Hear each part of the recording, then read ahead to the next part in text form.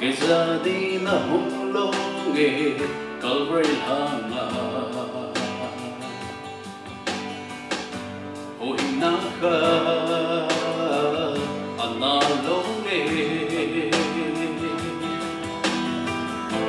ôi na lo pi ta chu chọn si cái gia đi nam dung tươi thêm bangi Adam na kha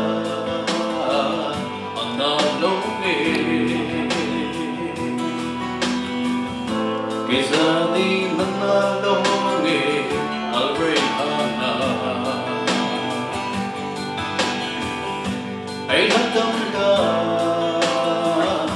chiều lời lưu chân một thêm mơ mong say hồ đô in ngay lúc na ấy nắng hát đó là giá ly thật quá pakai nana ai vẫn ghé lên cho vẫn tha cho nấy cho na tai lan sa trôi lên na ma na ho kêu lên chinh ai chinh qua chinh ha sa trôi lên na ma na đi en va trôi chim ta lâu đi en trôi an dính đinh ca đông mai khô ca này su đi cõi hang cánh thang vẫy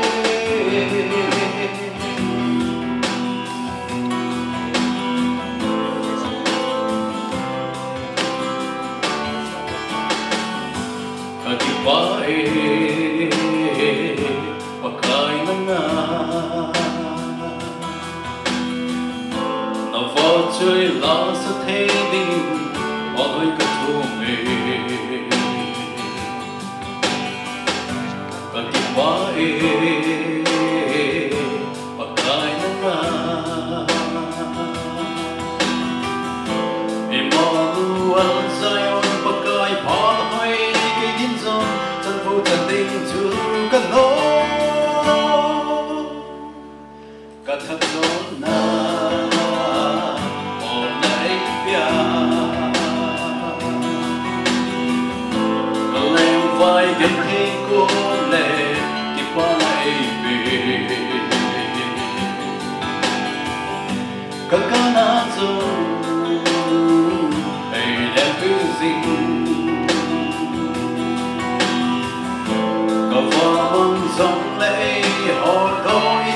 ngay lúc nào ở cha anh xin cái gì